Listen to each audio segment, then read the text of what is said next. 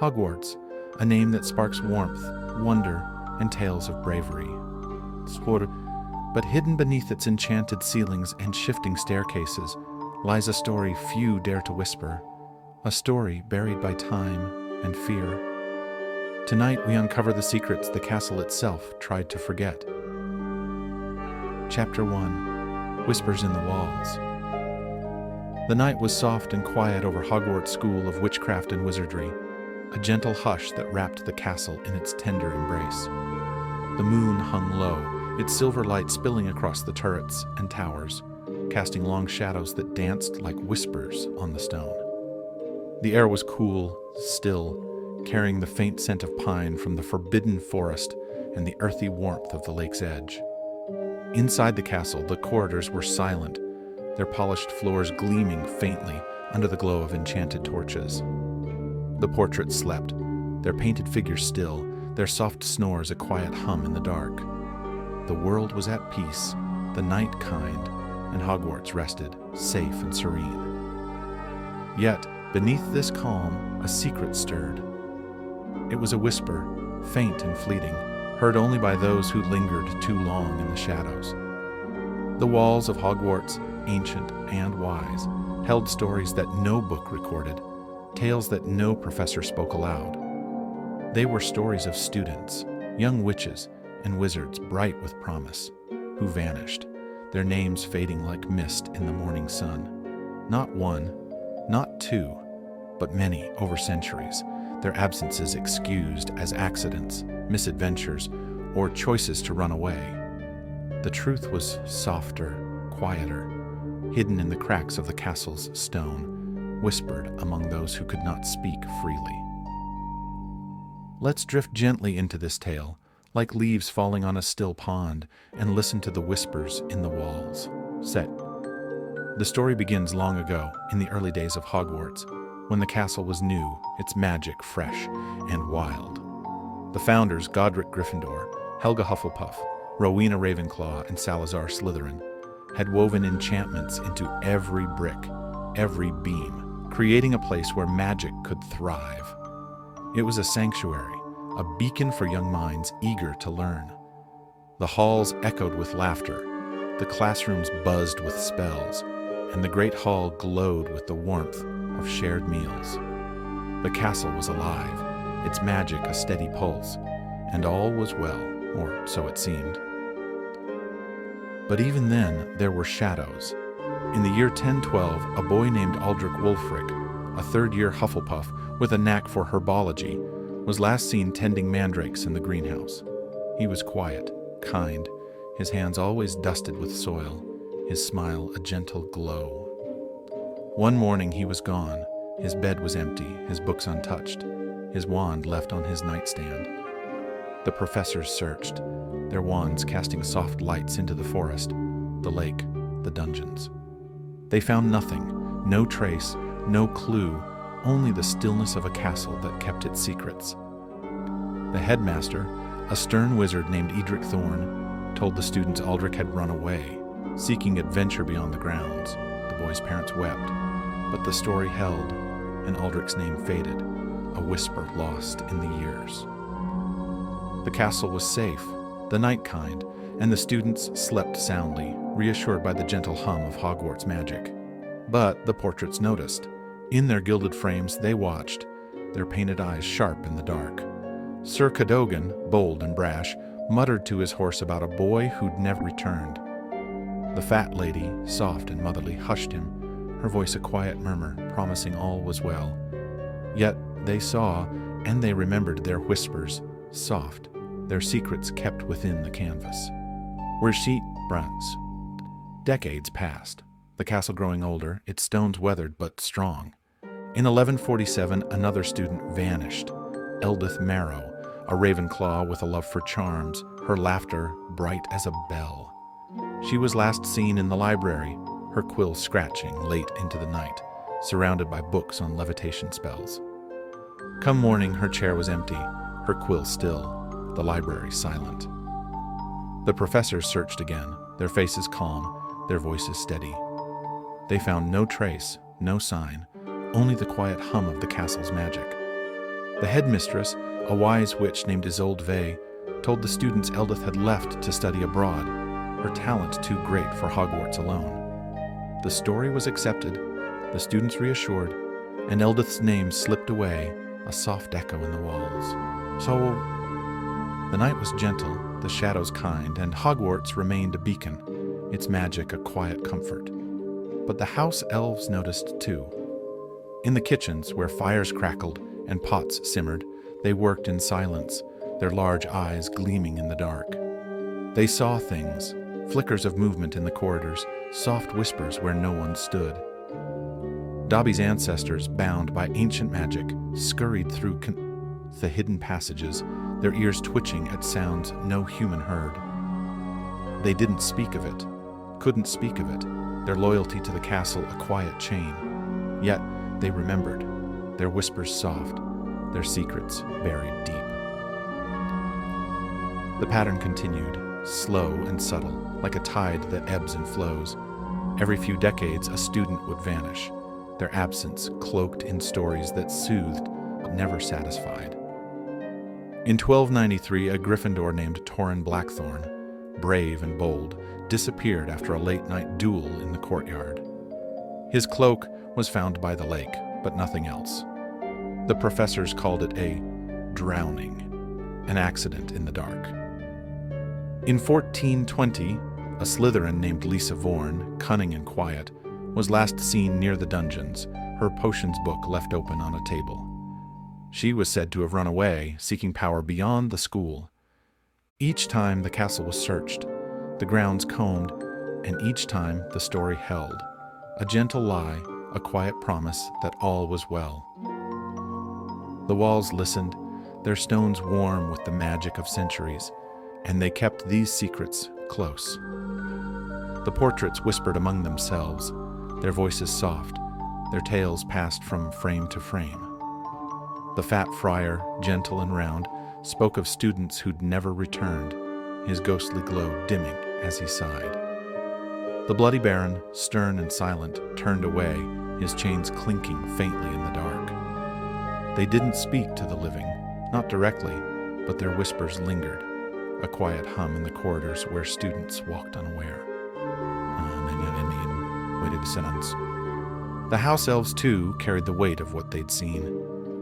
In the quiet of the night, when the castle slept, they gathered in the kitchens, their voices low, their eyes wide. They spoke in riddles, their words bound by magic, but they remembered every name: Aldrich, Eldith, Torrin, Lisa, and others, too many to count. They swept the floors, polished the banisters, and kept the fires burning, their work a quiet devotion to a castle that demanded silence. The night was safe, the kitchens warm, and they were reassured, held in the gentle glow of their duties. Centuries rolled on, the castle enduring wars, rebellions, and the rise of dark wizards. Hogwarts stood firm, its towers tall, its magic a steady pulse. The disappearances continued, subtle and sparse, always excused, always forgotten. In 1678, a Hufflepuff named Clara Wren vanished after tending to the owls in the owlery. Her scarf was found tangled in a tree, and the professors said she'd wandered too far, lost to the forest. In 1802, a Ravenclaw named Felix Harrow was last seen in the astronomy tower, his telescope still pointed at the stars. He was said to have left for a distant academy, his brilliance too great for Hogwarts alone. Each story was soft, each explanation kind, and the students believed, their hearts eased by the castle's quiet hum. Dumb und sant. But the whispers grew louder, not among the students, but in the hidden corners of Hogwarts. The portraits began to argue, their voices soft but sharp, their painted hands gesturing in the dark. Too many, muttered Phineas Nigellus Black, his sneer softened by unease. Why does no one ask? The gray lady, pale and quiet, drifted past, her eyes downcast, her silence a weight in the air. They didn't know the truth, not fully, but they felt it, a shadow that lingered in their frames, a secret they couldn't share. The house elves felt it too, their work slowing in the quiet hours, their ears twitching at sounds no one else heard. They saw flickers in the shadows, soft glows where no torch burned, and they hurried past, their footsteps silent, their hearts heavy. The castle was kind, its magic warm, but there was something else, a whisper, a pull, a demand that only they sensed. They didn't speak of it, couldn't speak of it, but they remembered their loyalty, a quiet chain that bound them to the truth. In the modern era, the pattern held, though the world had changed.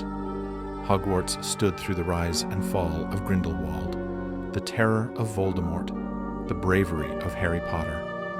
The castle was a symbol, a sanctuary, its gates open to new generations. Yet, the vanishings didn't stop. In 1924, a Gryffindor named Eamon Quill disappeared after a Quidditch practice, his broom found splintered by the pitch. The professors called it a crash, a tragedy in the fog. In 1963, a Slytherin named Vespera Lorne was last seen in the potions classroom, her cauldron still bubbling. She was said to have run away, her ambition too fierce for the school's rules. Each time the story was accepted, the students reassured and the castle remained safe, its magic a quiet comfort. The portraits watched, their whispers growing softer, more cautious. The fat lady hummed to herself, her voice a quiet balm, but her eyes darted to the shadows. Sir Cadogan paced his frame, his sword drawn, muttering of mysteries unsolved. The house elves worked on, their hands steady, their eyes downcast, but they felt it, a hum, a pulse, a secret that grew heavier with each passing year. The castle was kind, the night gentle, and they were safe, held in the quiet rhythm of their tasks. No one asked why. No one questioned the stories, the excuses, the absences that faded like smoke. The professors moved on, their lessons unbroken, their faces calm. The students laughed and learned, their wands sparking in the classrooms, their voices filling the great hall. Hogwarts was a place of wonder, of magic, of safety, and the whispers were just that, whispers, soft and fleeting, easily ignored. But they were there, in the walls, in the portraits, in the quiet scurrying of the house elves, a truth that waited, patient and still, for someone to listen. The night was soft, the castle quiet, and the world at peace. The disappearances were a shadow, a mystery wrapped in the gentle glow of Hogwarts magic, and for now they rested, safe in the silence. The walls held their secrets, the portraits their whispers, and the house elves their memories, each one a thread in a tapestry no one had yet unraveled. The castle was kind, its magic warm, and the students slept soundly, cradled in the quiet hum of a place that loved them, even as it hid its truths. Let's quietly drift into the next chapter, where a forgotten memorial whispers of those lost, and the shadows grow just a little deeper. Chapter 2: The Forgotten Memorial. The night was gentle and still over Hogwarts, a soft veil of quiet that draped the castle in its tender embrace. The stars above shimmered faintly, their light a delicate glow, like whispers scattered across a velvet sky. A cool breeze sighed through the grounds, brushing the leaves of the whomping willow with a murmur, its sound a soothing hum that blended with the silence. Inside the castle, the corridors were hushed, their stone walls warm under the flicker of enchanted torches, their flames casting soft shadows that danced like dreams. The portraits rested, their painted figures still, their gentle breaths a quiet rhythm in the dark. The world was at peace, the night kind, and Hogwarts slept, safe and serene. Yet, within these ancient walls, a secret lingered, a whisper of something lost, something hidden, something erased.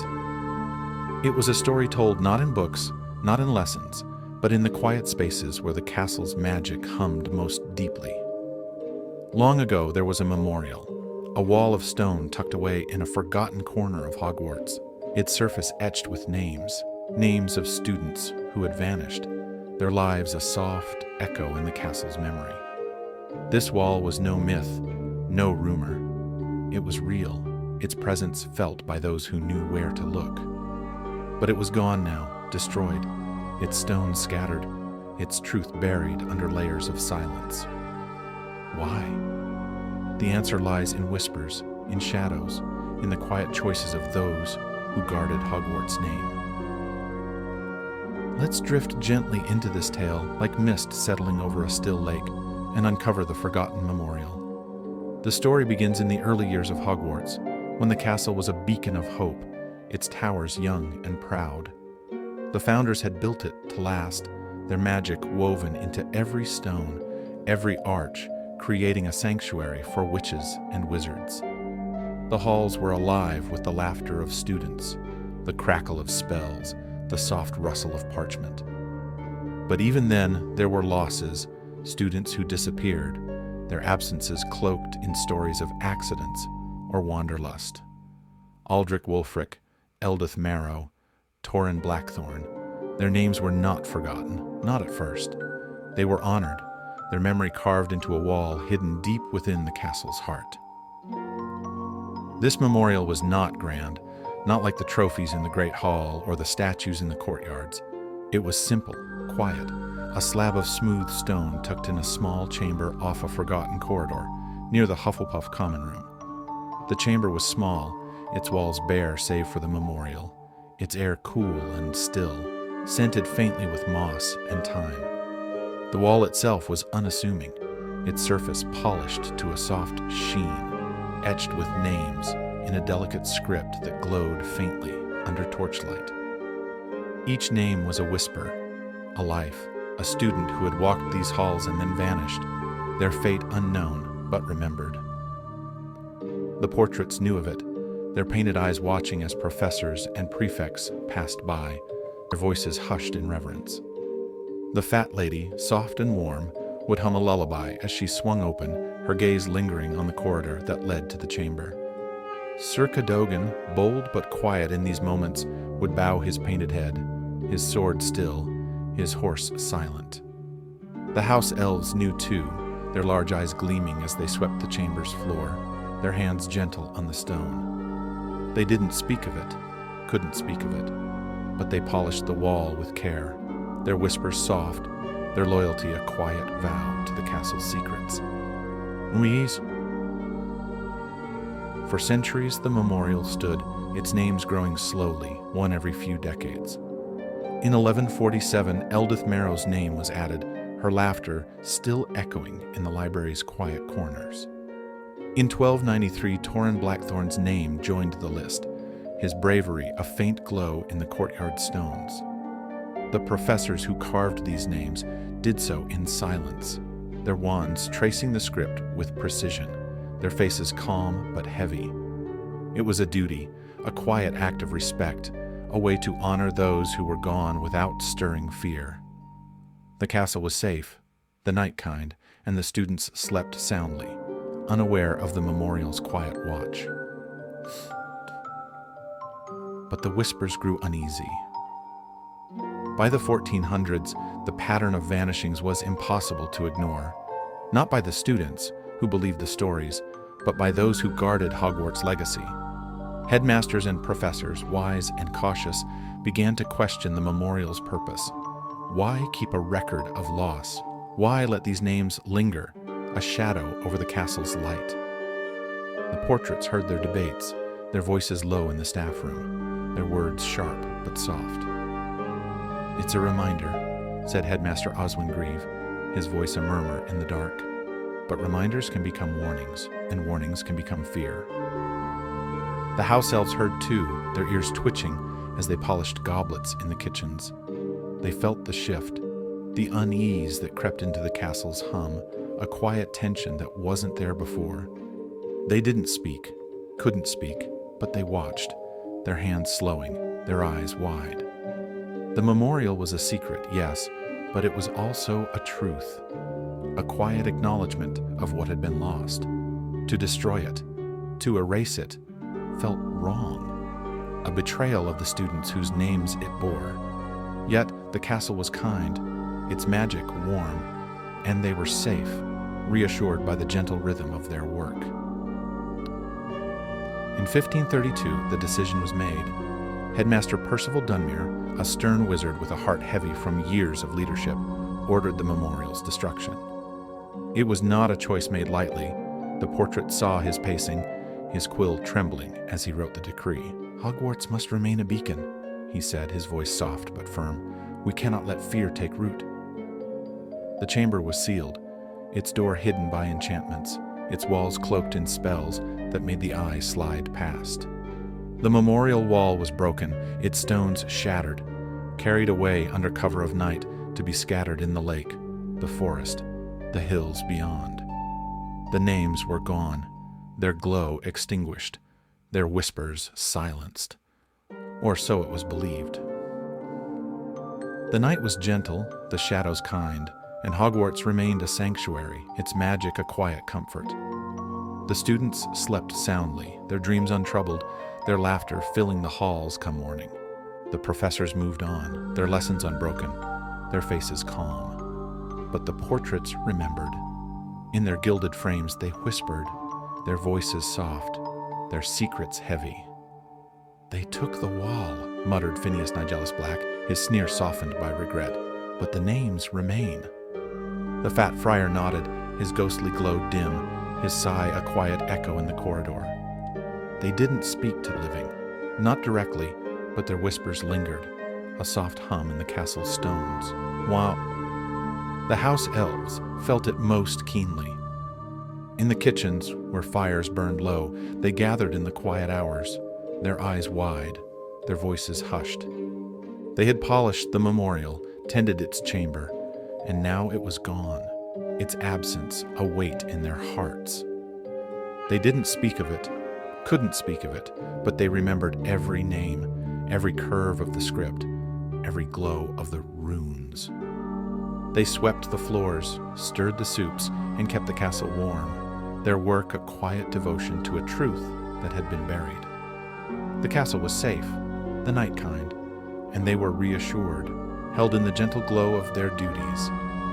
But the destruction of the memorial wasn't the end, it was a beginning. The vanishings continued, soft and subtle, their stories crafted with care. In 1678, Clara Wren's name would have been carved, her scarf a quiet memory by the owlery. In 1802, Felix Harrow's name would have glowed, his telescope a silent witness in the astronomy tower. Without the wall, these losses were harder to track, their truth slipping through the cracks of time. The professors who knew, those who'd seen the memorial, who'd felt its weight, grew fewer, their knowledge fading with their years. The new generation believed the stories. The accidents, the runaways in Hogwarts shone on, its reputation untarnished. Yet, the whispers didn't fade. The portraits carried them, their voices soft, their tales passed from frame to frame. The Grey Lady drifted through the Ravenclaw Tower, her silence heavier now, her eyes searching the shadows. Sir Cadogan muttered of secrets buried, his horse snorting agreement, their painted hooves clattering faintly in the dark. The house elves carried them too, their hands steady, their hearts heavy, their loyalty a quiet chain. They saw flickers in the corridors, soft glows where no torch burned, and hurried past, their footsteps silent, their memories sharp. Tyr, why was the memorial destroyed? The answer lies in fear, not of the students, but of the world beyond. Hogwarts was a symbol, a sanctuary, a place where magic thrived. To admit that students vanished, that the castle held secrets no one could unravel, was to invite doubt, to risk its light. Headmasters like Dunmere, Grieve, and others saw the memorial as a threat, a quiet warning that could grow into panic. If parents knew, if the ministry questioned, if the Daily Prophet whispered, Hogwarts could falter, its gates closing, its magic dimming. So they chose silence, a soft lie to protect the castle's name. But the castle knew, Its stones, warm with the magic of centuries, felt the loss of the memorial, the absence of its names. The walls hummed, soft and steady, a quiet pulse that carried the truth. The portraits felt it, the house elves felt it, and in the quiet hours when the castle slept, the whispers grew, a soft chorus of names, a gentle reminder of those who were gone. The night was kind, the shadows safe, and Hogwarts remained a beacon, its magic a quiet comfort. The students who walked these halls, who laughed in the great hall, who cast spells in the classrooms, didn't know. They didn't need to know, not yet. The castle loved them, held them, kept them safe in its gentle embrace. The Vanishings were a shadow, a mystery, wrapped in the soft glow of Hogwarts magic. And for now, they rested, quiet and still, waiting for someone to listen. The walls held their secrets, the portraits their whispers, and the house elves their memories, each one a thread in a tapestry that was far from complete. Let's quietly drift into the next chapter, where the castle's own magic stirs, and the shadows whisper of a darker truth. Chapter 3. The Cursed Foundations. The night was soft and quiet over Hogwarts, a gentle veil of stillness that cradled the castle in its tender embrace. The moon hung high, its silver light spilling across the towers and turrets, casting shadows that swayed like whispers on the stone. The air was cool, still, carrying the faint scent of damp earth from the grounds and the quiet hum of the lake's gentle ripples. Inside the castle, the corridors were hushed, their polished floors gleaming faintly under the glow of enchanted torches, their flames flickering with a soft, steady warmth. The portraits slept, their painted figures still, their gentle breaths a quiet murmur in the dark. The world was at peace, the night kind, and Hogwarts rested, safe and serene. Yet, beneath this calm, a deeper truth stirred, a whisper of something ancient, something alive, woven into the very stones of the castle. Hogwarts was more than a school, more than a sanctuary. It was a living entity, its foundations pulsing with the magic of its founders. Godric Gryffindor, Helga Hufflepuff, Rowena Ravenclaw, and Salazar Slytherin had poured their power into its creation, crafting enchantments that endured for centuries. But what if those enchantments came at a cost? What if the castle, in its quiet, endless hunger, demanded a payment to sustain its magic, a payment in the form of students, chosen softly, silently, and taken into its heart? This is the tale we explore now, a theory as old as the castle itself, whispered in the shadows, where no light dares linger. Let's drift gently into this story, like mist settling over a quiet valley, and listen to the hum of cursed foundations. The story begins in the earliest days of Hogwarts, when the castle was born from the dreams of 4 great wizards. The founders were visionaries, their magic wild and boundless, their hearts set on a place where young witches and wizards could thrive. They chose a valley, hidden by mountains and cloaked in mist, its earth rich with ley lines that hummed with power. Here, they built Hogwarts, stone by stone, spell by spell, their wands weaving enchantments that made the castle more than a structure. It was alive, its walls warm, its corridors shifting, its magic a steady pulse that echoed through the ages. The founders were wise, but they were not without ambition. To make Hogwarts eternal, to ensure its magic never faded, they bound it to the earth itself, to the ancient currents that flowed beneath the ground. Gryffindor's courage gave the castle strength, Hufflepuff's loyalty its warmth, Ravenclaw's wisdom its clarity, and Slytherin's cunning its secrecy. Together, they created a balance, a harmony that kept the castle standing, its gates open, its light undimmed. But magic, especially magic so vast, is never without cost. The earth demanded something in return, a quiet offering, a gentle sacrifice to feed the enchantments that held Hogwarts together. The portraits whisper of this, their voices soft, their secrets heavy, In their gilded frames, they watch the castle's pulse, their painted eyes sharp in the dark. The fat lady, soft and motherly, hums a lullaby but pauses when the walls tremble faintly, a rhythm no student hears. Sir Cadogan, bold but quiet in these moments, mutters of ancient pacts, his sword still, his horse silent. They don't know the full truth, not yet, but they feel it, a whisper of something older than the castle, something that stirs in the stones. The night is kind, the shadows safe, and they are reassured, held in the gentle glow of their canvas worlds. The house elves know more, though they cannot speak it. In the kitchens, where fires burn low, they scurry through their tasks, their large eyes gleaming in the dark.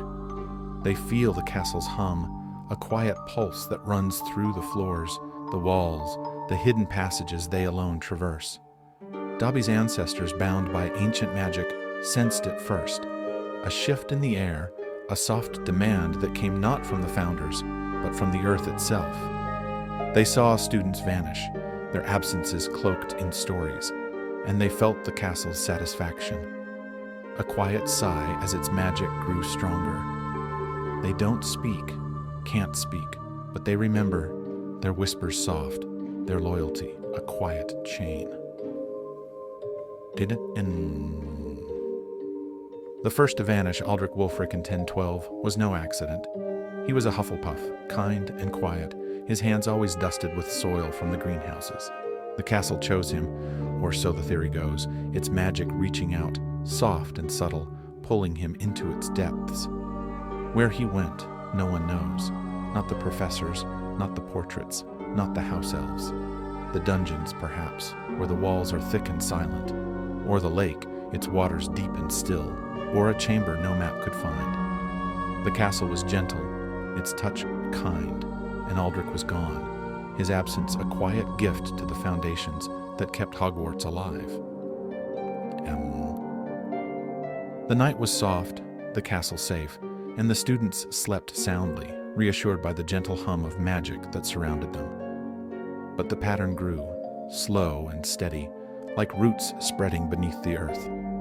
Every few decades, another student would vanish, their name added to the memorial wall before its destruction, their absence excused as an accident or a choice. Eldith Marrow in 1147, a Ravenclaw with a laugh like a bell, was taken from the library, her quill still, her books untouched. Torrin Blackthorn in 1293, a Gryffindor bold and brave, disappeared from the courtyard, his cloak a quiet memory by the lake. Each one was chosen, the castle's magic soft but insistent, a whisper that called them into the dark. The portraits noticed, their whispers growing uneasy. "The castle takes," muttered Phineas Nigellus Black, his voice low, his sneer softened by a shadow of doubt. The fat friar sighed, his ghostly glow dim, his hands clasped, as if in prayer. They didn't speak to the living, not directly, but their voices carried, a soft hum in the corridors where students walked unaware. The house elves noticed too, their hands slowing as they polished silver, their eyes darting to the shadows. They felt the castle's pulse quicken, a quiet satisfaction that came with each loss, and they hurried past, their footsteps silent, their hearts heavy. The castle was kind, the night gentle, and they were safe, held in the quiet rhythm of their work. Why would the castle demand such a price? The answer lies in its creation, in the magic that binds it to the earth. The founders, in their ambition, wove spells that were too vast, too powerful to sustain themselves alone. The ley lines beneath Hogwarts, ancient and wild, gave the castle life, but they hungered, their currents demanding a balance. A student, young and bright, filled with magic yet to bloom, was the perfect offering, a quiet gift to keep the enchantments strong. The castle didn't hate its students, didn't harm them with malice. It loved them, held them, chose them with care, its touch soft, its call gentle. The professors, over centuries, sensed the truth, though few admitted it. Headmasters like Edric Thorne, Isolde Vey, and Percival Dunmere felt the castle's pulse, its quiet demands, and they chose silence. To speak of it was to risk everything: Hogwarts' reputation, its safety, its light. They crafted stories, gentle lies that soothed the students, the parents, the ministry. Accidents, runaways, tragedies, these were easier than the truth. Softer than the whisper of a castle that lived and hungered, the memorial wall, before its destruction, was their compromise, a quiet acknowledgement of the lost, a way to honor without revealing. The night was gentle, the shadows kind, and Hogwarts remained a sanctuary, its magic a quiet comfort. The students laughed and learned, their wands sparking in the classrooms, their voices filling the great hall. They didn't need to know, the price their castle paid to stand. The portraits whispered, the house elves scurried, and the walls hummed, soft and steady, a quiet pulse that carried the truth. The castle was safe, its magic warm, and the students slept soundly, cradled in its gentle embrace. But the theory grows darker. If the castle chooses, how does it decide? Is it random, a soft whim of ancient magic? Or is there a pattern, a quiet logic buried in the stones? Some say the chosen are those with magic too bright, too wild, too close to the old ways. Aldrich, with his green fingers coaxing mandrakes to sing. Eldith, her charms weaving light where none should be. Torin, his courage a flame that burned too fiercely.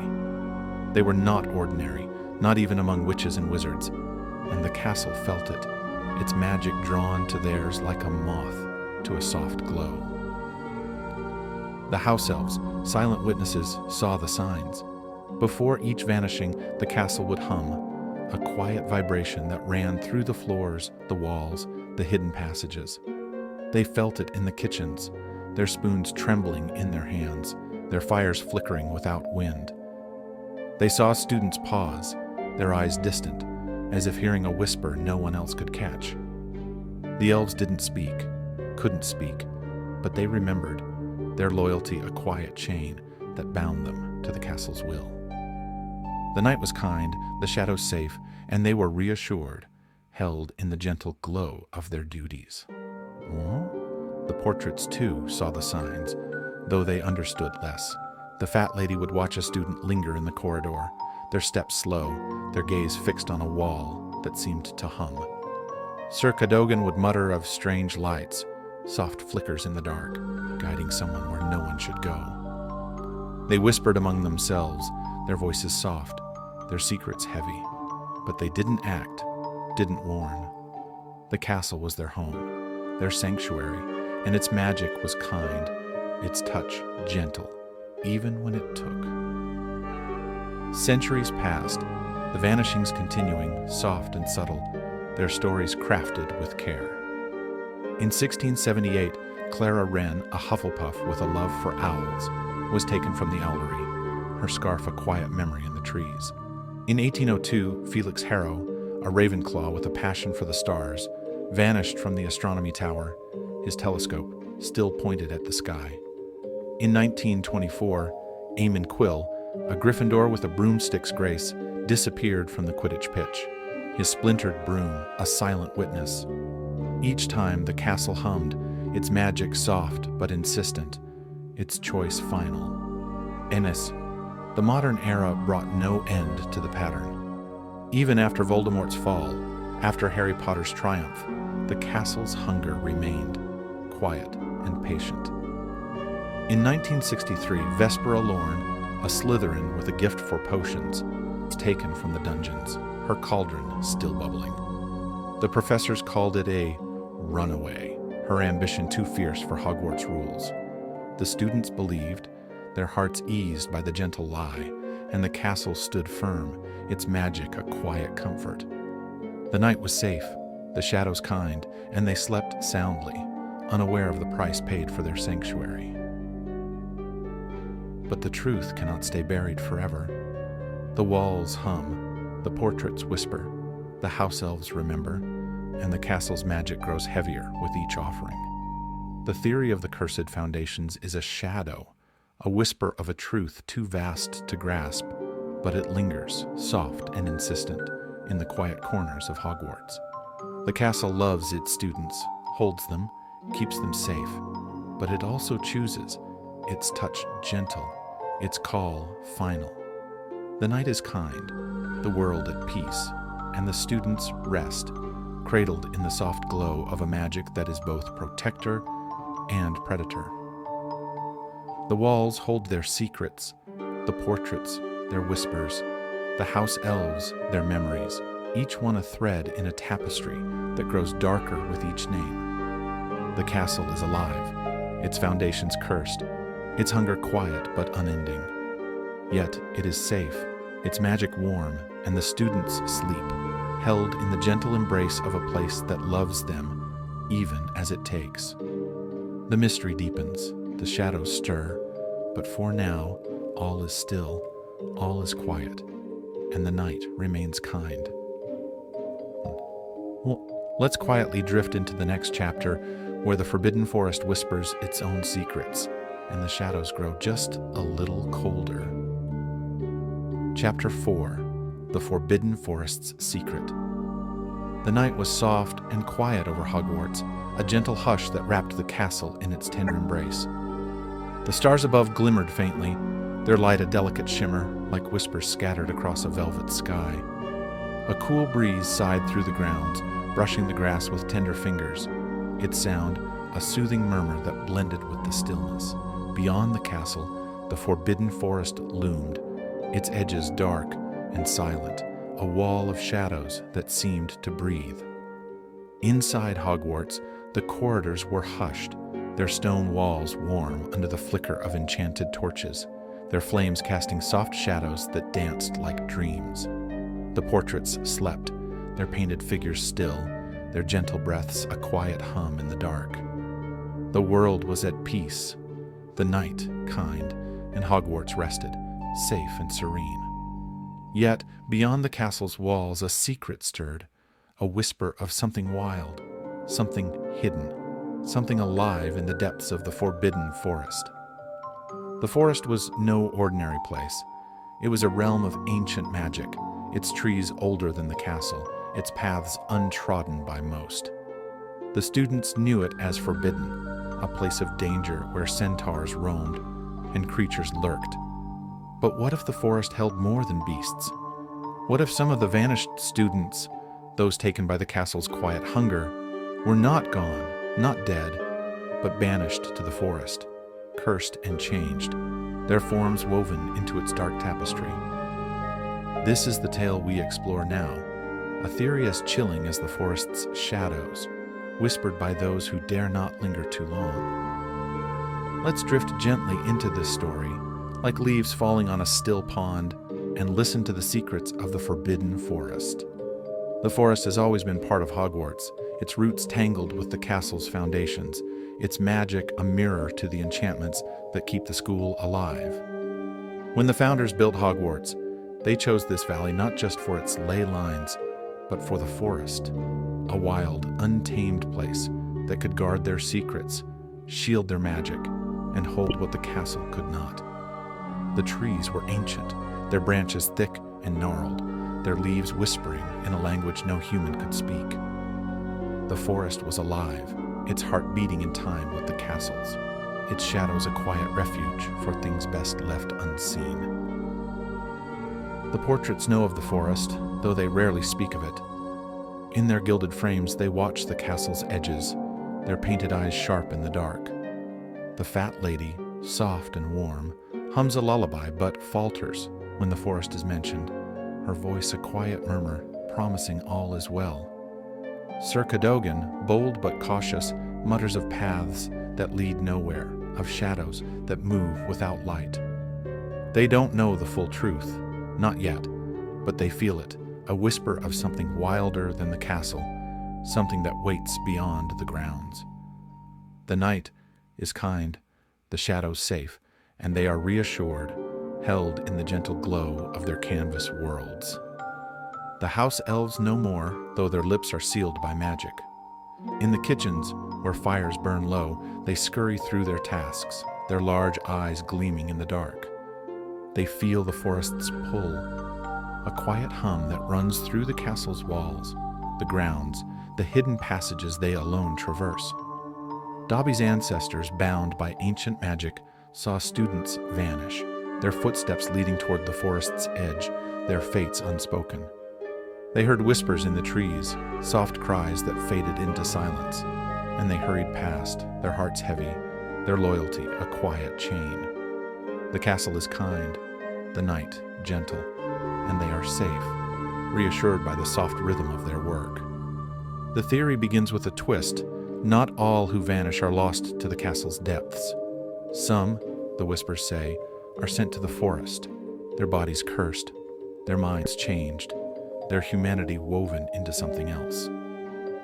Aldrich Wulfric, the Hufflepuff boy from 1012, may not have sunk into the lake or vanished into a hidden chamber. Perhaps he was drawn to the forest, his steps soft and unthinking, guided by a whisper only he could hear.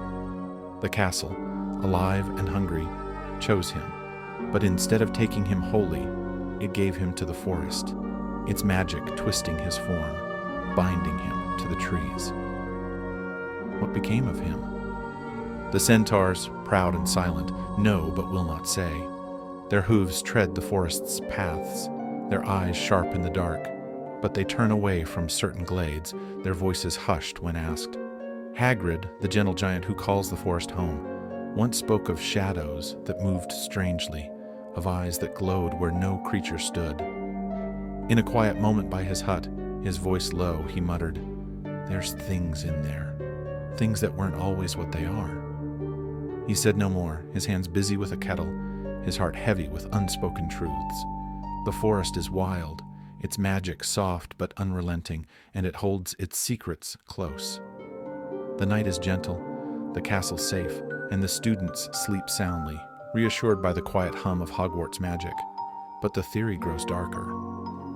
Eldith Marrow, the Ravenclaw from 1147, may have wandered from the library, her quill still, her books untouched, drawn by a whisper that led her to the forest's edge. Torrin Blackthorn, the Gryffindor from 1293, may have left his cloak by the lake, his steps turning not to the water, but to the trees, his courage no match for the castle's call. Clara Wren in 1678, Felix Harrow in 1802, Eamon Quill in 1924, Vespera Lorne in 1963. Their stories of accidents and runaways may be lies, soft and kind, hiding a truth too wild to face. What are they now? The forest is a place of transformation, its magic twisting what it touches. The vanished students, if they live, are no longer human, not fully. Some say they are shadows, their forms flickering between trees, their eyes glowing with a light that isn't theirs. Others whisper of creatures, half human, half beast, their voices a soft wail in the dark, their bodies bound to the forest's will. The acromantulas, the thestrals, the bowtruckles, they are not alone in the forest's depths. There are others, older, stranger, their origins tied to the students who were given to the trees. Chima, the centaurs see them, though they do not speak of it. Their star-gazing eyes catch glimpses in the glades, their hooves avoiding certain paths, where the air grows heavy, the shadows thick. Firenze, gentle and wise, once stood in the great hall, his voice soft as he spoke of the forest's mysteries, but he never mentioned the vanished, never hinted at the cursed. Bane, stern and silent, turned away when asked, his gaze fixed on the sky, his silence a wall. The centaurs know, their knowledge a quiet weight, but they keep it, their loyalty to the forest as deep as the castle's magic. Hagrid knows too, though his heart is too kind to dwell on it. In his hut, where the fire crackles and the kettle hums, he tends his creatures, his hands gentle, his voice low. He's seen things, tracks that don't match any beast, shadows that linger too long, whispers that aren't the wind. Once, in a quiet moment, he found a scrap of cloth, faded and torn, caught in a bramble deep in the forest. It was green, edged with silver, like a Slytherin scarf, but he didn't keep it, didn't speak of it. He buried it under a tree, his hands shaking, his heart heavy with a truth he couldn't face. The forest is kind, its shadows safe, and Hagrid is reassured, held in the gentle rhythm of his work. The portraits whisper of the forest, their voices soft, their secrets heavy. The fat friar, gentle and round, speaks of students who walked toward the trees, their steps slow, their eyes distant. The gray lady, pale and quiet, drifts past, her silence a weight, her gaze fixed on the forest's edge. They don't know what happens beyond the grounds, not fully, but they feel it. A pull, a whisper, a magic older than the castle. The house elves feel it too, their hands slowing as they sweep the corridors, their eyes darting to the windows that face the forest. They've seen students pause, their wands still, their faces turned to the trees, and they hurry past, their footsteps silent, their hearts heavy. The castle is kind, the night gentle, and they are safe, held in the quiet glow of their duties. The theory suggests a pact, a quiet agreement between the castle and the forest. The castle, alive and hungry, chooses its students, but not all are taken into its depths. Some are given to the forest, their magic a soft offering to the wild magic that guards Hogwarts' borders. The forest accepts them, its trees embracing them, its shadows twisting them into something new. They are not dead, not gone, but changed, their lives bound to the forest's heart, their voices a quiet wail in the dark. The castle remains strong, its magic steady, and the forest thrives, its secrets safe, its shadows kind. Why the forest? The answer lies in balance. The castle's enchantments, woven by the founders, are vast, their power drawn from the earth's ley lines. But the forest, older than the castle, holds its own magic, wild and untamed, a counterpoint to the structured spells of Hogwarts. The two are linked, their magics intertwined, each sustaining the other. The students, bright with potential, are the bridge, a quiet gift to keep the balance, to ensure the castle stands, the forest grows, and the magic endures. The castle loves its students, holds them, chooses them with care, its touch soft, its call gentle. The professors over centuries may have known. Headmasters like Edric Thorne, Isolde Vey, and Percival Dunmere felt the castle's pulse, its quiet demands, and they turned their eyes to the forest, their silence a quiet agreement. They didn't speak of it, couldn't speak of it, but they crafted stories, accidents, runaways, tragedies that kept the truth at bay. The memorial wall, before its destruction, was a quiet nod to those taken, but even it didn't tell the full story. The forest was the secret, the shadow, the place where the vanished lived on, changed and forgotten. The night is gentle, the castle safe, and the students sleep soundly, reassured by the quiet hum of Hogwarts magic. The forest, too, is kind, its shadows soft, its whispers a lullaby for those who listen.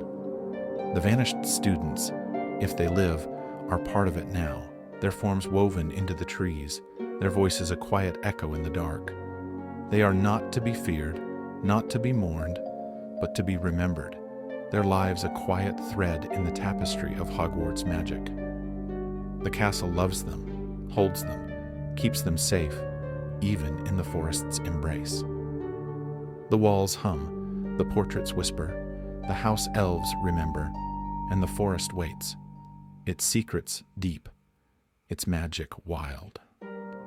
The theory of the forbidden forest's secret is a shadow, a whisper of a truth too vast to grasp, but it lingers, soft and insistent, in the quiet corners of Hogwarts.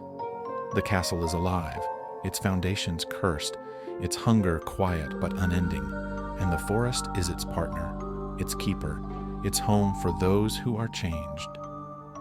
The night is kind, the world at peace, and the students rest, cradled in soft glow of a magic that protects and transforms. The forest holds its secrets, the castle its whispers, the elves their memories, each one a thread in a tapestry that grows darker with each name. The students who walk these halls, who laugh in the great hall, who cast spells in the classrooms, don't know. Not yet. The castle loves them, holds them, keeps them safe. But it also chooses, its touch gentle, its call final. The mystery deepens, the shadows stir, but for now, all is still, all is quiet, and the night remains kind. Let's quietly drift into the next chapter, where the professor's silence speaks louder and the shadows grow just a little closer. Chapter 5: Complicit Professors. The night was soft and quiet over Hogwarts, a gentle veil of stillness that cradled the castle in its tender embrace. The moon hung low, its silver light spilling across the turrets and spires, casting shadows that danced like whispers on the stone. The air was cool, still, carrying the faint scent of lavender from the grounds and the quiet hum of the castle's ancient magic. Inside, the corridors were hushed, their polished floors gleaming faintly under the glow of enchanted torches, their flames flickering with a soft, steady warmth. The portraits slept, their painted figures still, their gentle breaths a quiet murmur in the dark. The world was at peace, the night kind, and Hogwarts rested, safe and serene. Yet, within these ancient walls, a shadow lingered, a whisper of knowledge unspoken, of truths held close by those who walked the halls with wands and wisdom. The professors of Hogwarts, revered and trusted, were the guardians of its students, their voices a beacon in the classrooms, their spells a shield against the dark. But what if they knew more than they said? What if the vanishings, those quiet losses of students over centuries, were not mysteries to them, but secrets they chose to keep? This is the tale we explore now, a theory that questions the silence of those like Dumbledore, McGonagall, and Snape, their wisdom a quiet weight in the castle's endless night. Let's drift gently into this story, like mist settling over a still lake, and listen to the whispers of the complicit professors. The story begins with the castle itself, a living entity woven with the magic of its founders, its stones humming with a pulse that only the wisest could feel. The professors from the earliest days were more than teachers. They were keepers of Hogwarts' secrets, their loyalty bound to the castle's light. They taught spells, brewed potions, and guided young minds, but they also watched, their eyes sharp, their wands ready, sensing the castle's quiet demands. The portraits know of this, their voices soft, their secrets heavy. In their gilded frames they watch the professors pass, their painted eyes catching flickers of unease. The fat lady, soft and motherly, hums a lullaby but pauses when a professor lingers too long in the shadows, their face drawn. Sir Cadogan, bold but quiet, mutters of meetings held in hushed tones, of wands lowered in resignation.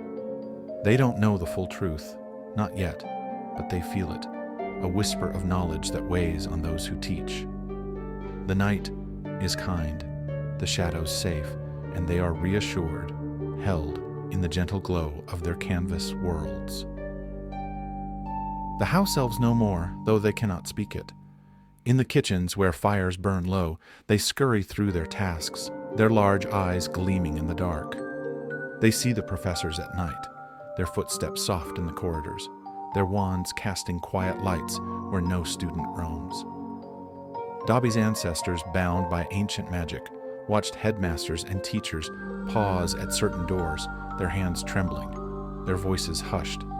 They heard whispers of names, Aldrich, Eldith, Torrin, Clara, spoken in sorrow, never in fear. The elves don't speak, can't speak, but they remember, their loyalty a quiet chain that binds them to the castle's will. The castle is kind, the night gentle, and they are safe, reassured by the soft rhythm of their work. The theory begins with a question: how much did they know? The Vanishing, stretching back to 1012 with Aldrich Wulfric, were no secret to the castle's walls, its portraits, its elves. But the professors, those who walked the halls, who saw the students' faces, who felt the castle's pulse, could not have been blind. Headmasters like Edric Thorne, Isolde Vey, and Percival Dunmere, who ordered the memorial wall's destruction, knew the pattern, felt the castle's quiet hunger. They chose stories, accidents, runaways, tragedies, to soothe the students, to shield Hogwarts' name. But what of the modern era, when the castle faced darker threats, when professors like Dumbledore, McGonagall, and Snape stood as its guardians? Albus Dumbledore, wise and kind, was the heart of Hogwarts, his eyes twinkling with knowledge, his voice a quiet balm. He spoke of trust, of courage, of the greater good, but he also spoke of secrets. "Some things are better left unknown," he once said, his words soft, his gaze distant, as if seeing beyond the great hall's enchanted ceiling. Did he know of the vanishings? Did he feel the castle's pulse, its quiet demand for a student every few decades? The portraits watched him, their whispers soft, their secrets heavy. Phineas Nigellus Black, his portrait stern, muttered of late-night walks, of Dumbledore pausing in the corridors, his wand still, his face unreadable. The fat friar sighed, his ghostly glow dim, his hands clasped as if in prayer. Minerva McGonagall, stern but kind, was the backbone of Gryffindor, her eyes sharp, her wand steady.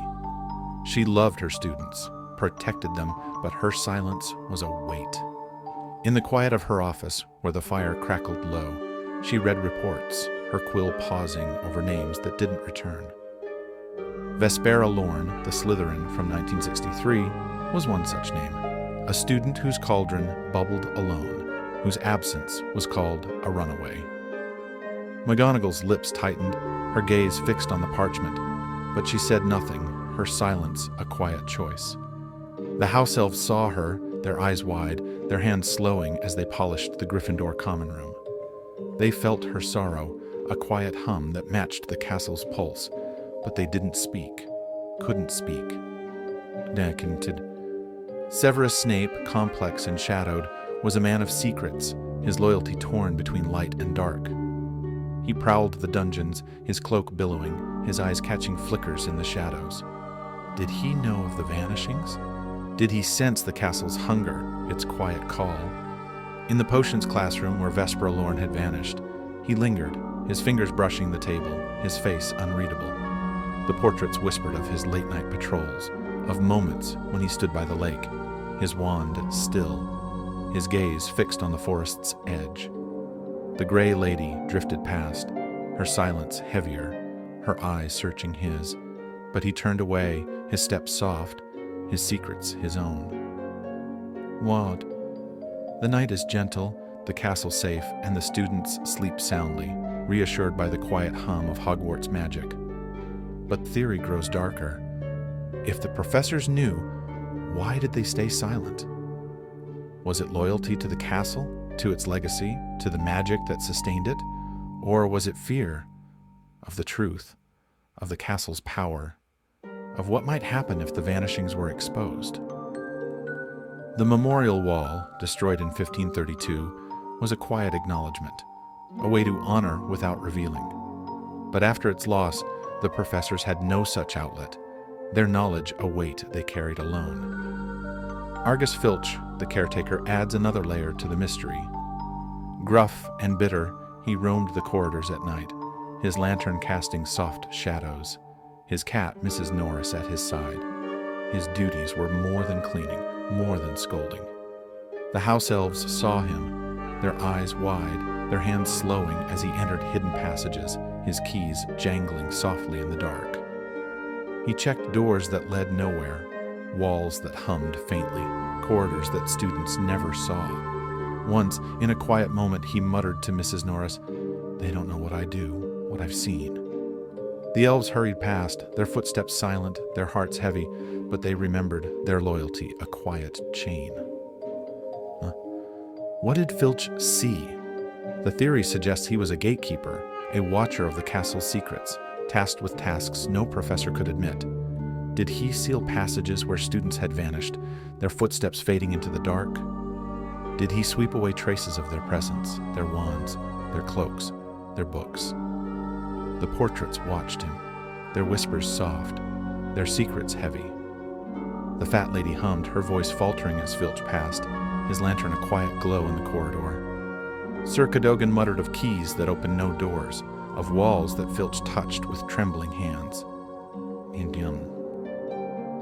The professor's silence was not cruelty, not malice, but a quiet choice to protect. Hogwarts was a beacon, a sanctuary, its gates open to generations of witches and wizards. To admit the vanishings, to question the castle's hunger, was to risk its light, its safety, its legacy. Dumbledore, with his twinkling eyes, chose wisdom over truth, his words soft, his heart heavy. McGonagall, with her stern gaze, chose duty over questions, her silence a quiet shield. Snape, with his shadowed heart, chose loyalty to the castle, his secrets a quiet burden. Even Filch, gruff and unloved, chose obedience, his lantern a quiet guide in the dark. The night is gentle, the shadows kind, and the students sleep soundly, reassured by the soft glow of Hogwarts magic. The professors, complicit or not, loved their students, held them, kept them safe in the castle's embrace. Their silence was a weight, a choice, a quiet vow to protect the light that shone through the ages. The vanishings were a shadow, a mystery wrapped in the gentle hum of the castle's pulse, and for now they rested quiet and still, waiting for someone to listen. The portraits whisper, their voices soft, their secrets heavy. The fat friar speaks of professors who knew, their faces drawn in the firelight. The gray lady drifts past, her silence a weight, her eyes searching the shadows.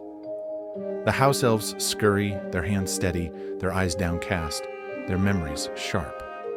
They see the professors at night, their wands still, their footsteps soft, and they hurry past, their loyalty a quiet chain.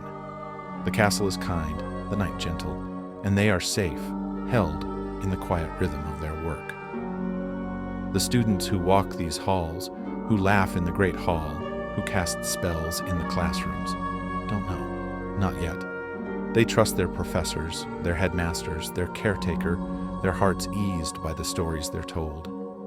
The castle loves them, holds them, keeps them safe, but it also chooses its touch soft, its call gentle. The professors, with their wisdom, their wands, their silence, stand as guardians, their knowledge a quiet weight, their choices a quiet shield.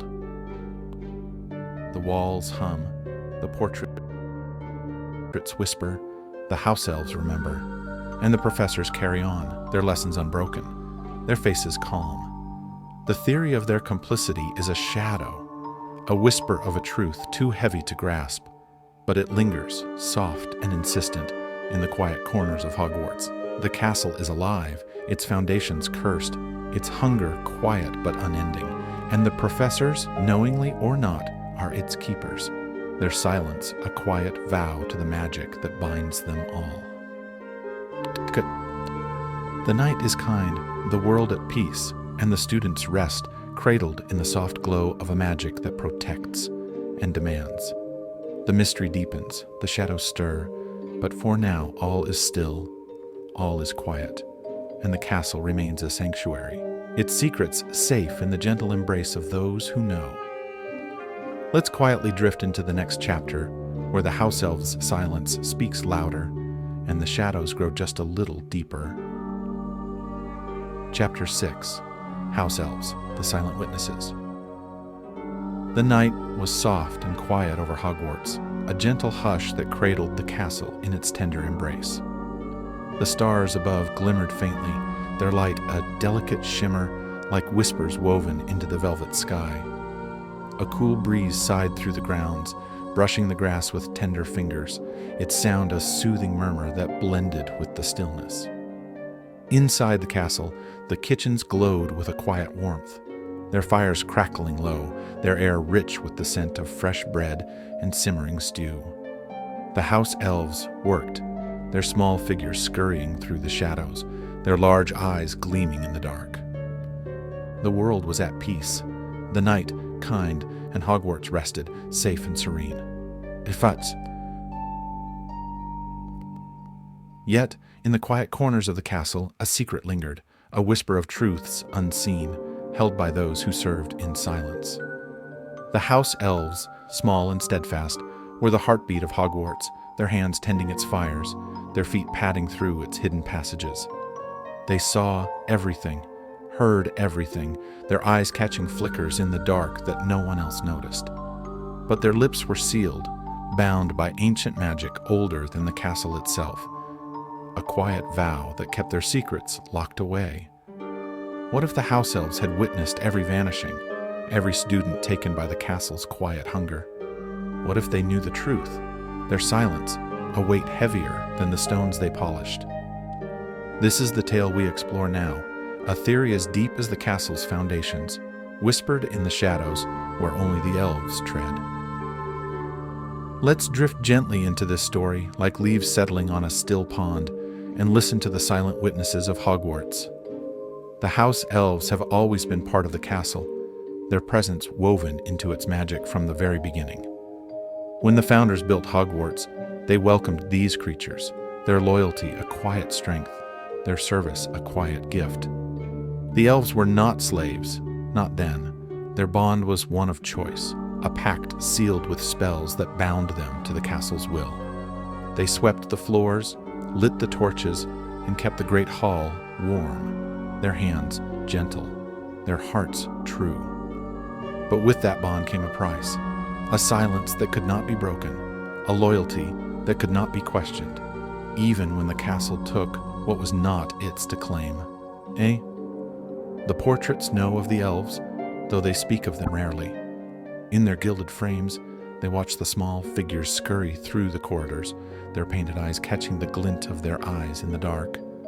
The fat lady, soft and motherly, hums a lullaby as an elf passes, her voice a quiet balm, but her gaze lingers, heavy with unspoken questions. Sir Cadogan, bold but hushed, mutters of secrets the elves carry, his sword still, his horse silent. They don't know the full truth. Not yet, but they feel it, a whisper of knowledge that weighs on those who serve. The night is kind, the shadows safe, and they are reassured, held in the gentle glow of their canvas worlds. The house elves themselves are the heart of this tale, their silence a quiet chorus that echoes through the centuries. In the kitchens, where the fires burn low, they gather in the quiet hours, their voices hushed, their eyes wide. Dobby's ancestors, bound by the same ancient magic, saw the first vanishing, Aldrich Wulfric in 1012, a Hufflepuff boy with soil-stained hands. They watched him walk towards the greenhouses, his steps slow, his eyes distant, as if hearing a whisper no one else could catch. They saw the castle's walls hum, a quiet pulse that ran through the floors, and they felt its satisfaction, a soft sigh as Aldrich was gone. They didn't speak, couldn't speak, their loyalty a quiet chain that bound them to the castle's will. The night is gentle, the castle safe, and the students sleep soundly, reassured by the quiet hum of Hogwarts magic. But the elves remember. They saw Eldith Marrow in 1147, a Ravenclaw with a laugh like a bell, pause in the library, her quill trembling, her gaze fixed on a shadow that moved without light. They saw Torrin Blackthorn in 1293, a Gryffindor bold and brave, leave his cloak by the lake, his footsteps turning toward the forest's edge. They saw Clara Wren in 1678, her scarf tangled in a tree, her figure fading into the owlery's shadows. Felix Harrow in 1802, his telescope pointed at the stars, his steps soft as he walked toward the astronomy tower's edge. Eamon Quill in 1924, his broom splintered, his figure vanishing into the fog. Vespera Lorne in 1963, her cauldron bubbling, her presence slipping into the dungeon's dark. Each time the elves were there, their eyes wide, their hands trembling, their hearts heavy. They felt the castle's pulse quicken, a quiet hum that ran through the stones, the floors, the hidden passages they alone knew. They heard whispers, soft cries, faint calls, names that echoed in the dark. And they hurried past, their footsteps silent, their loyalty a quiet chain. They swept the corridors, polished the banisters, and kept the fires burning, their work a quiet devotion to a castle that demanded silence. The night is kind, the shadows safe, and they are reassured, held in the gentle glow of their duties. But why do they stay silent? The answer lies in their bond, a magic older than the founders, rooted in the earth itself. When the house elves pledged their service, they gave more than their hands. They gave their voices, their freedom to speak of what they saw. The spells that bind them are gentle but unyielding, a quiet vow that seals their lips unless they are freed. Even Dobby, brave and bold, felt the weight of this magic, his words careful, his secrets kept until his freedom was won. The elves of Hogwarts, still bound, carry the truth in their hearts, their silence a quiet sacrifice to the castle they love. The portraits whisper of this, their voices soft, their secrets heavy. The fat friar speaks of elves who pause in corridors, their eyes fixed on walls that hum, their hands trembling as they sweep. The gray lady drifts past, her silence a weight, her gaze searching the shadows where the elves work. They don't know what the elves know, not fully, but they feel it, a whisper of truths unspoken, of memories that linger in the dark. The night is kind, the shadows safe, and they are reassured, held in the gentle rhythm of their canvas worlds. The theory grows darker. If the house elves have seen every vanishing, what do they know? Do they know where the students go? Into the castle's depths, the forest's shadows, or somewhere else entirely? Do they know why the castle chooses? Why its hunger stirs every few decades? The elves are not just witnesses. They are keepers of the castle's secrets, their silence a quiet shield that protects its light. But their silence is not absolute. In rare moments, when the castle sleeps, they whisper among themselves, their voices low, their words riddles that no one can unravel. In the kitchens, late at night, they gather, their eyes gleaming, their hands still. They speak of the taken, a quiet term for those who vanish, their names a soft litany in the dark. Aldrich, Eldith, Torin, Clara, Felix, Aemon, Vespera. They remember each one, their faces clear in the elves' minds, their absences a quiet weight. They speak of the hum, a pulse that runs through the castle before each vanishing, a whisper that only they hear. They speak of the paths, hidden passages that lead to places no map can find, where the taken walk and do not return. Their words are careful, their voices hushed, their loyalty a quiet chain that binds them to the castle's will. Haselin. The night is gentle, the castle safe, and the students sleep soundly, reassured by the soft glow of Hogwarts magic. The house elves, with their wide eyes and trembling hands, are not to be feared, not to be pitied, but to be understood. They love the castle, serve it, keep its secrets, their silence a quiet gift to the magic that binds them. They are the silent witnesses, their memories a quiet thread in the tapestry of Hogwarts history, their hearts heavy but true. The professors, too, may have sensed the elves' knowledge. Dumbledore, with his twinkling eyes, watched the elves scurry through the great hall, his gaze soft but searching. McGonagall, stern but kind, paused when an elf lingered too long, her lips tightening, her silence a quiet choice. Snape, shadowed and sharp, saw them in the dungeons, his eyes narrowing as they hurried past, their footsteps silent, their secrets his suspicion. Even Filch, gruff and unloved, felt their presence, his lantern casting soft shadows on the walls where the elves worked. He muttered to Mrs. Norris of those creatures, his voice low, his heart uneasy. But he didn't ask, didn't press. The house elves' silence is not just a bond, it's a protection. If they spoke, if they revealed the truth, what would become of Hogwarts? The castle's light could dim, its gates could close, its magic could falter. The elves know this, feel this, their loyalty a quiet vow to the students they serve, the castle they love.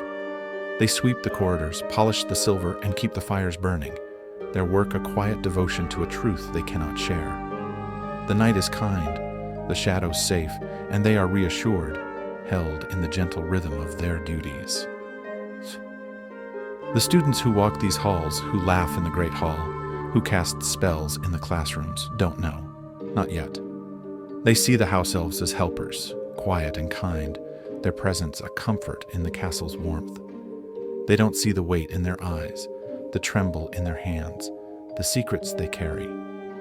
The castle loves them, holds them, keeps them safe, but it also chooses, its touch soft, its call gentle. The house elves, with their silence, are its keepers, their memories a quiet shield that protects the light. Up.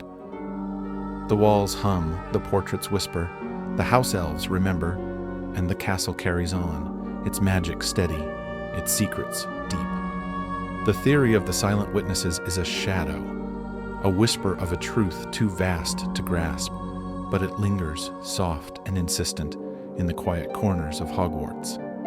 The castle is alive, its foundations cursed, its hunger quiet but unending, and the house elves, with their wide eyes and silent hearts, are its witnesses, their silence a quiet vow to the magic that binds them all.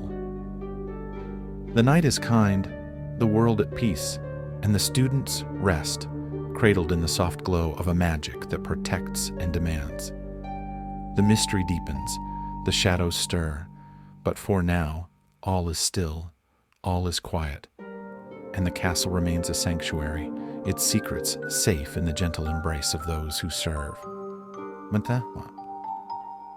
Let's quietly drift into the next chapter, where the shadows grow darker, and the whispers speak of resurrection rituals beneath the castle's stones. Chapter 7. Resurrection Rituals. The night was soft and quiet over Hogwarts, a gentle veil of stillness that cradled the castle in its tender embrace. The moon hung high, its silver light spilling across the towers and spires, casting shadows that danced like whispers on the stone. The air was cool, still, carrying the faint scent of damp earth from the grounds and the quiet hum of the lake's gentle ripples. Inside the castle, the corridors were hushed, their polished floors gleaming faintly under the glow of enchanted torches, their flames flickering with a soft, steady warmth. The portraits slept, their painted figures still, their gentle breaths a quiet murmur in the dark. The world was at peace, the night kind, and Hogwarts rested, safe and serene. Yet, beneath the castle's ancient stones, a darker secret stirred, a whisper of magic so old, so forbidden, that even the shadows seemed to shy away. The vanishings of Hogwarts students, stretching across centuries, were no mere accidents, no simple offerings to the castle's hunger. What if the truth was deeper, more sinister? What if the souls of those taken, Aldrich, Eldith, Torrin, and countless others, were not lost, not transformed, but trapped, bound to the castle through rituals of resurrection, its very foundations a giant Horcrux, darker than any plan Voldemort ever conceived? This is the tale we explore now, a theory as chilling as the castle's deepest chambers, whispered in the quiet places where light dares not linger. Let's drift gently into this story, like mist settling over a still valley, and listen to the whispers of resurrection rituals. The story begins with the castle's creation, when the founders, Godric Gryffindor, Helga Hufflepuff, Rowena Ravenclaw, and Salazar Slytherin, wove their magic into its stones. Hogwarts was more than a school. It was a living entity, its foundations pulsing with enchantments drawn from the earth's ley lines. But the founders, ambitious and wise, sought more than endurance. They sought eternity, a magic that would never fade, a castle that would stand forever. To achieve this, they turned to the oldest, darkest arts, rituals that bound life to stone, soul to earth, in ways no wizard should attempt. The portraits know of this, though they speak of it rarely. In their gilded frames they watch the castle's pulse, their painted eyes catching flickers of unease in the dark.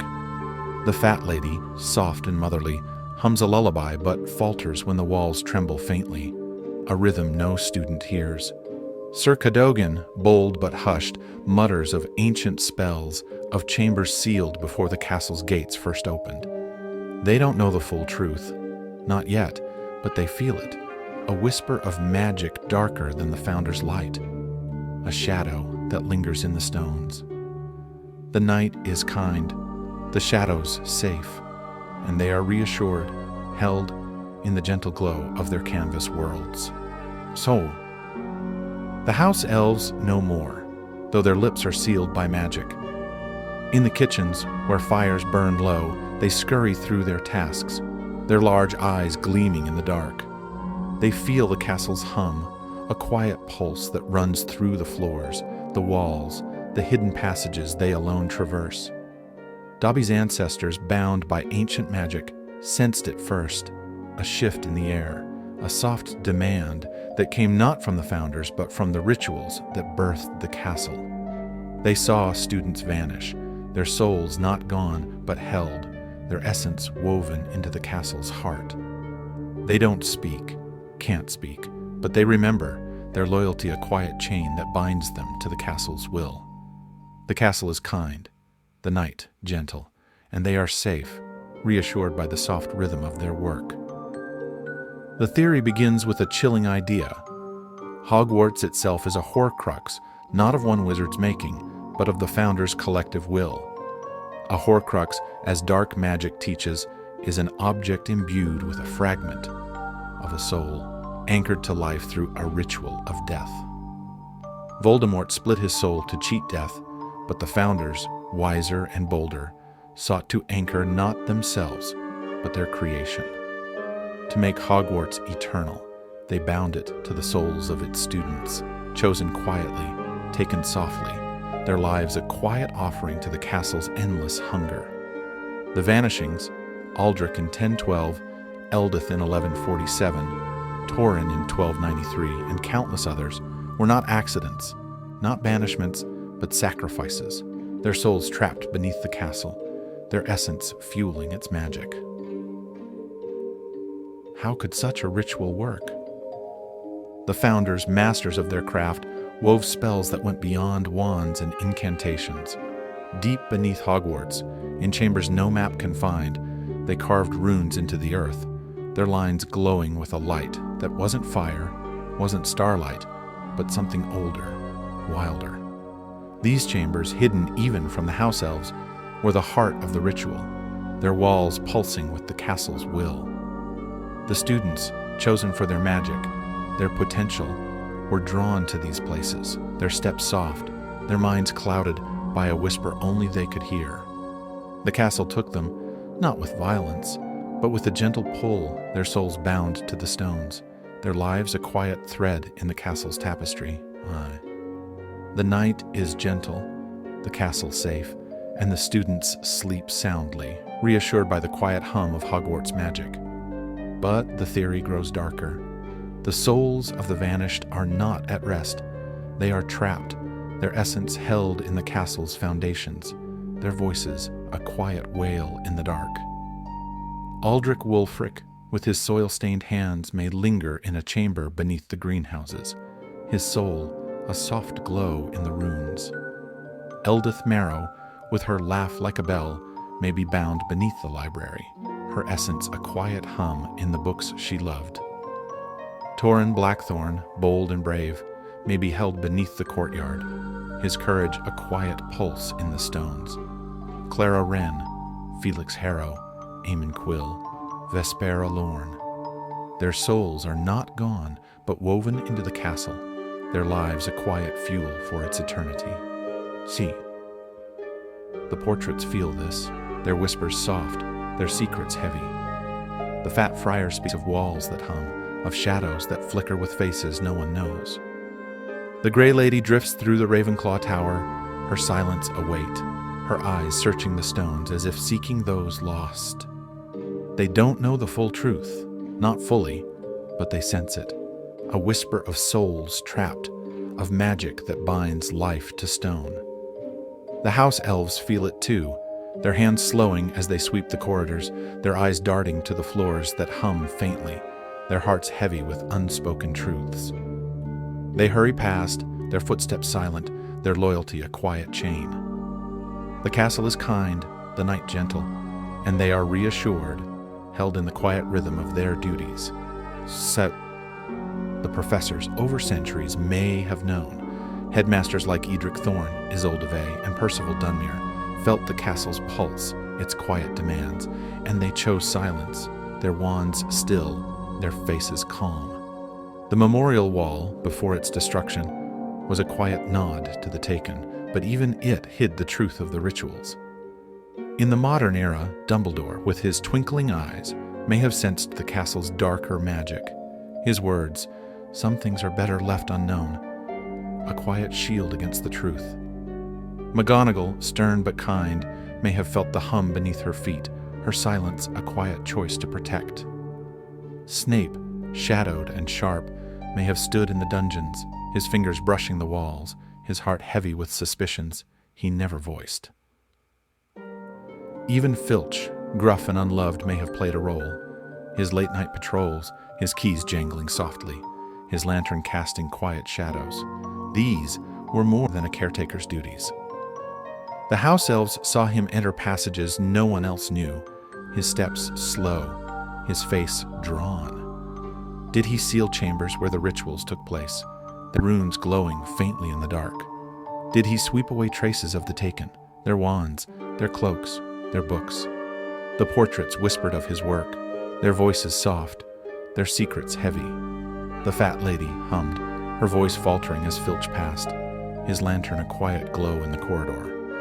Sir Cadogan muttered of keys that opened no doors, of walls that Filch touched with trembling hands. The night is gentle, the shadows kind, and the students sleep soundly, reassured by the soft glow of Hogwarts magic.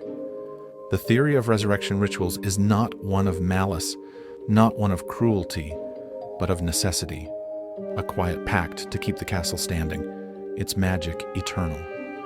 The founders, in their ambition, sought to create a sanctuary that would never fall, and they paid the price with the souls of those they taught. The castle loves its students, holds them, keeps them safe, but it also binds them, its touch soft, its call gentle, its hunger a quiet demand that echoes through the ages. The souls of the vanished are not to be feared, not to be mourned, but to be understood. They are part of Hogwarts, their essence a quiet thread in its magic, their lives a quiet gift to its eternity. The castle is kind, its magic warm, and the students rest, cradled in its gentle embrace, unaware of the price paid for their sanctuary. The walls hum, the portraits whisper, the house elves remember, and the castle carries on, its secrets deep, its magic steady. The theory is darker than Voldemort's Horcruxes, for it is not one wizard's greed, but a collective will, a quiet vow made by the founders to ensure their legacy. Voldemort sought immortality for himself. Hogwarts seeks it for all who walk its halls, its magic a quiet shield against time. But the cost is heavy. The souls of the taken a quiet weight, their voices a quiet wail in the dark, and the night is kind, the world at peace, and the students sleep, held in the soft glow of a magic that protects and binds. The walls hold their secrets, the portraits their whispers, the house elves their memories, each one a thread in a tapestry that grows darker with each name. The students who walk these halls, who laugh in the great hall, who cast spells in the classrooms, don't know, not yet. They trust their professors, their castle, their magic, their hearts eased by the stories they're told. The castle loves them, holds them, keeps them safe, but it also chooses. Its touch soft, its call gentle, its rituals a quiet vow to eternity. The mystery deepens, the shadows stir, but for now, all is still, all is quiet, and the castle remains a sanctuary, its secrets safe in the gentle embrace of those who know. The theory of resurrection rituals is a shadow, a whisper of a truth too vast to grasp, but it lingers, soft and insistent, in the quiet corners of Hogwarts. The castle is alive, its foundations cursed, its hunger quiet but unending, and the souls of the vanished are its heart, their essence a quiet pulse that keeps it standing. Let's quietly drift into the next chapter, where the shadows turn to the future, and the whispers ask, who might be next? Chapter 8. The next target? The night was soft and quiet over Hogwarts, a gentle hush that cradled the castle in its tender embrace. The stars above shimmered faintly, their light a delicate glow, like whispers scattered across a velvet sky. A cool breeze sighed through the grounds, brushing the grass with tender fingers, its sound a soothing murmur that blended with the stillness. Inside the castle, the corridors were hushed, their polished floors gleaming faintly under the glow of enchanted torches, their flames flickering with a soft, steady warmth. The portraits slept, their painted figures still, their gentle breaths a quiet hum in the dark. The world was at peace, the night kind, and Hogwarts rested, safe and serene. Yet, beneath this calm, a question lingered, a whisper of unease, a shadow that stirred in the quiet corners of the castle. The vanishings of students, stretching across centuries, were a secret held by the walls, the portraits, the house elves, and perhaps the professors. But what if the story isn't over? What if the castle's hunger, its ancient magic, still stirs, its eyes on the students who walk its halls today? Could there be another target, a young witch or wizard unaware of the whisper that might call them into the dark? This is the tale we explore now, a theory that looks to the present, to the future, and asks who might be next. Its truth, a quiet echo in the castle's endless night. Let's drift gently into this final story, like mist settling over a still lake, and listen to the whispers of the next target. Hogwarts stands, as it always has, a beacon of magic, its gates open to new generations of witches and wizards. The scars of the past, Voldemort's wars, the battles fought within these walls, are faded, their shadows softened by time. Harry Potter, the boy who lived, brought peace, his victories a light that banished the dark. The castle is safe, its magic warm, its students laughing in the great hall, their wands sparking in the classrooms. But the castle is alive, its foundations pulsing with a magic older than Harry's triumphs, a hunger that may not be sated, only delayed. The portraits feel it, their voices soft, their secrets heavy. In their gilded frames they watch the students pass, their painted eyes catching flickers of unease. The fat lady, soft and motherly, hums a lullaby but pauses when a student lingers too long in the corridor, their gaze distant, their steps slow. Sir Cadogan, bold but hushed, mutters of signs, doors that creak open, mirrors that reflect no face, whispers that echo where no one stands. They don't know who, don't know when, but they feel it. A whisper of the castle's will, a shadow that stirs in the dark. The night is kind, the shadows safe, and they are reassured, held in the gentle glow of their canvas worlds. The house elves know more, though their lips are sealed by magic. In the kitchens, where fires burn low, they scurry through their tasks, their large eyes gleaming in the dark. They feel the castle's hum, a quiet pulse that runs through the floors, the walls, the hidden passages they alone traverse. Dobby's descendants, bound by the same ancient magic, sense it, a shift in the air, a soft demand that echoes the vanishings of old. They see students pause, their wands still, their eyes fixed on shadows that move without light.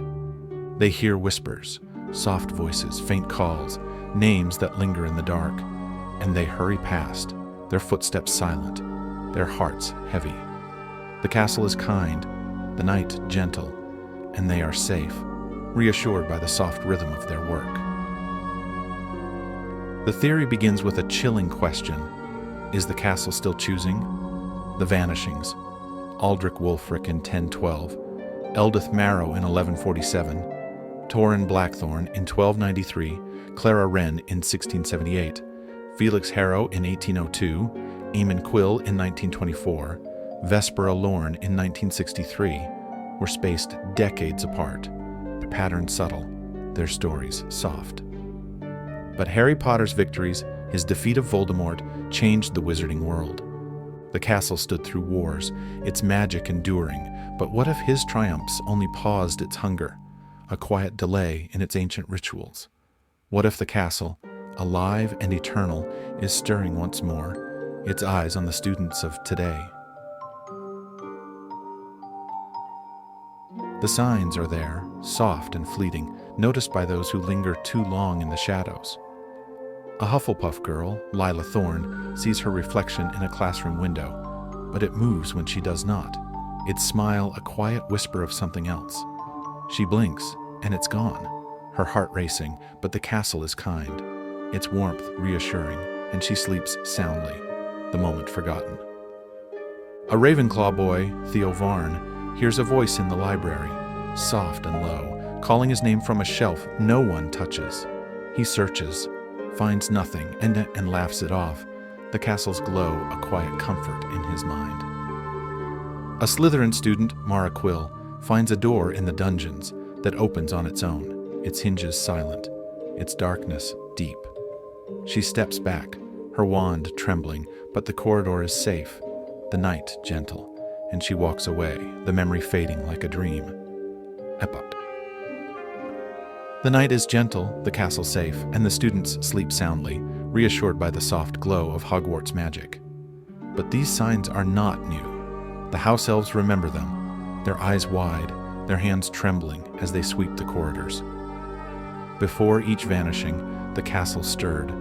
A hum in the walls, a whisper in the air, a shadow that moved without light. They saw Aldrich pause by the greenhouses, his eyes distant, his steps slow. They saw Eldith linger in the library, her quill trembling, her gaze fixed on a shadow. They saw Vespera stand in the dungeons, her cauldron bubbling, her face turned to a door that opened on its own. The signs are the same, soft and subtle, a quiet call that only the chosen hear. The portraits notice too, their whispers soft, their secrets heavy. The fat friar speaks of students who pause, their wands still, their eyes searching the shadows. The Grey Lady drifts through the Ravenclaw tower, her silence a weight, her gaze fixed on a mirror that reflects no light. They don't know who, don't know when, but they feel it. A pulse, a whisper, a magic that stirs in the castle's heart. The night is kind, the shadows safe, and they are reassured, held in the quiet rhythm of their canvas worlds. The professors of today, successors to Dumbledore, McGonagall, and Snape, may sense it too. Headmistress Eloria Vance, wise and calm, walks the corridors at night, her wand casting soft lights, her face unreadable. She pauses by the library, the dungeons, the greenhouses, her eyes searching the shadows, her heart heavy with unspoken questions. Professor Gideon Holt, the new transfiguration teacher, feels the walls hum, his quill trembling as he grades papers in his office. Professor Lyra Vex, the potions master, lingers in the dungeons, her fingers brushing the stones, her silence a quiet choice. They don't speak of it, can't speak of it, but they feel it. A whisper, a pulse, a truth that lingers in the castle's stones. Sss. Even Filch's successor, a gruff caretaker named Amos Creed, carries on the quiet duties. His lantern casts soft shadows. His keys jangle faintly, his cat shadow prowling at his side. The house elves see him enter hidden passages, his steps slow, his face drawn. He checks doors that lead nowhere, walls that hum faintly, corridors that students never see. Once, in a quiet moment, he mutters to Shadow, "It's stirring again, isn't it?" The elves hurry past, their footsteps silent, their hearts heavy, but they remember their loyalty, a quiet chain. The castle is kind, the night gentle, and they are safe, reassured by the soft rhythm of their work. The theory grows darker. If the castle is still choosing, who might be next? Lila Thorne, with her bright eyes and quiet laugh, who sees reflections that don't belong? Theo Varn, with his sharp mind and gentle voice, who hears calls no one else can. Mara Quill, with her cunning heart and steady wand, who finds doors that open on their own. Or someone else, a student unnoticed, their magic bright, their potential a quiet glow that draws the castle's gaze. The castle loves its students, holds them, keeps them safe, but it also chooses its touch soft, its call gentle, its hunger a quiet demand that echoes through the ages. Harry Potter's victories were a triumph, a light that banished the dark, but they were not the end. The castle's magic is older, deeper, its rituals woven into the earth itself. Harry defeated Voldemort, broke his Horcruxes, freed the wizarding world, but the castle's hunger is not so easily undone. The Founder's spells, their resurrection rituals, their pact with the ley lines, these are eternal, their power a quiet pulse that endures. Harry's light may have delayed the vanishings, softened the castle's call, but it did not silence it. The castle is alive, its foundations cursed, its hunger quiet but unending, and the students of today walk its halls, unaware of the whisper that might call their name. The night is gentle, the shadows kind, and the students sleep soundly, reassured by the soft glow of Hogwarts magic. The signs are subtle, the whispers soft, and for now, all is well. Lila laughs with her friends in the Hufflepuff common room, her reflection forgotten. Theo studies in the library, his ears deaf to the calls that fade. Mara brews potions in the dungeons, her wand steady, the door a distant memory. The castle watches, its magic warm, its heart steady, its hunger a quiet hum that waits, patient and still. The portraits whisper, their voices soft, their secrets heavy. The fat friar speaks of signs, of students who pause, their eyes searching the shadows. The Grey Lady drifts past, her silence a weight, her gaze fixed on the future. The house elves scurry, their hands steady, their eyes downcast, their memories sharp. They see the signs, feel the hum, hear the whispers, and they hurry past, their loyalty a quiet chain. The professors watch, their wands still, their faces calm, their silence a quiet choice. The castle is kind, the night gentle, and they are all safe, held in the quiet rhythm of their lives. The students who walk these halls, who laugh in the great hall, who cast spells in the classrooms, don't know, not yet. They trust their professors, their castle, their magic, their hearts eased by the light of Harry's victories. Hogwarts is a sanctuary, a beacon, its gates open to their dreams. But the castle is alive, its magic eternal, its hunger a quiet whisper that lingers in the stones. The vanishings may have paused, their pattern softened, but they are not gone. The castle watches, its touch soft, its call gentle, its secrets a quiet thread in the tapestry of its history. And so, we end where we began, with a question that lingers like a whisper in the dark. Is Hogwarts still claiming students, even today? Are the signs, reflections, voices, doors, a quiet warning of what's to come? Or is the castle at rest, its hunger sated, its magic content to glow in peace? No one knows, not fully, not yet. The portraits whisper, the house elves remember, the professors watch, and the castle hums, soft and steady, a quiet pulse that carries the truth. The night is kind, the world at peace, and the students rest, cradled in the soft glow of a magic that protects and perhaps still chooses. The walls hold their secrets, the shadows their whispers, and Hogwarts stands, eternal and alive. The students sleep, their dreams untroubled, their laughter a quiet echo in the halls. The castle loves them, holds them, keeps them safe, but it is also vast, its magic deep, its story unfinished. Perhaps the vanishings are over, their shadow lifted by the light of a new era. Or perhaps they wait, soft and patient, for the next target, the next name, the next whisper to call a student into the dark. The mystery remains, a quiet hum in the castle's heart, a tale that fades but never ends. Sleep now, dear listener, in the gentle embrace of this tale. The night is kind, the castle safe, its magic a soft lullaby that cradles you in peace. The shadows are still, the whispers quiet, and Hogwarts rests, its secrets safe, its light eternal. Dream softly, dream deeply, and let the castle's glow guide you into restful slumber, where the mysteries linger gentle and serene in the quiet corners of your mind. If you